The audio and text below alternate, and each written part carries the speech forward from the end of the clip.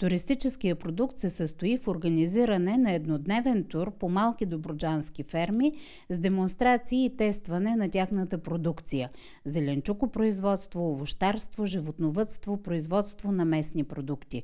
Представители на туристическия бизнес, туроператори и представители на културни институции посетиха ферми от региона. Чрез посещението на място и демонстрации на живо се създава пряка връзка между производител и купувач и се дава възможност за реализация и развитие на десетки малки добруджански стопани.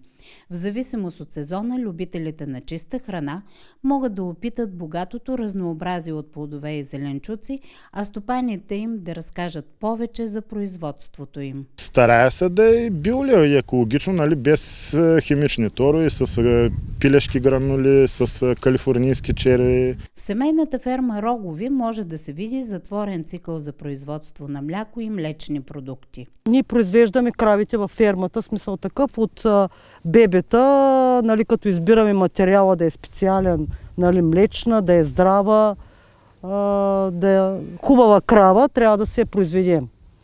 Почваме, нали, от малките телета, като от бебета ние ги правим крави, оттам влизат вече като юници и вече стават крави, оттам вече почват да се доят.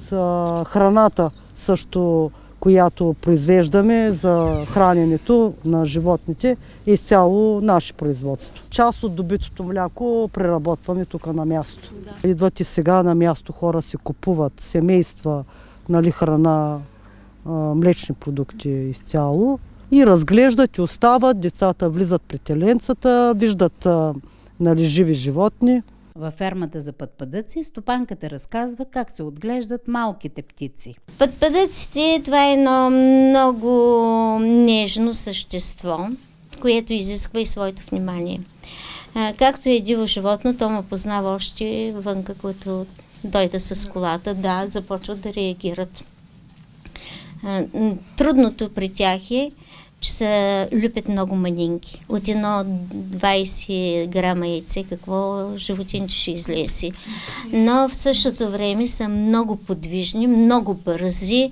На третия ден започват да се мъчат да хвърчат и ако някой падне от масата, на които ги отглеждам, приготвени специални такива маси имам, значи трябва да го гониш. Ужас е да го хванеш. Да. И до 17-тия ден, 18-тия, най-късно до 21-я ден, аз ги качам на клетките. До тия 17 дни, денонощно на тях. Защото те започват много да се хранят обилно.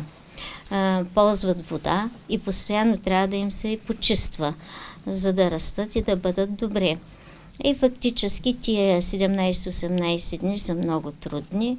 Оттам нататък бързо, за около няма и 2 дена, 3, привикват към клетъчното, научават се да пият вода от капките там, където е поилките, те такива едни дюзички си кълват и си пият водичка. И всичко там насетне е вече много по-лесно. Дегустация на чиста продукция, отгледана без химически торове, изкуствени консерванти и подобрители, ще провокира търсене и ще популяризира региона. Чрез промотирането на туристическия продукт, малките добруджански производители ще бъдат подпомогнати, за да продължат да произвеждат чиста храна за трапезата.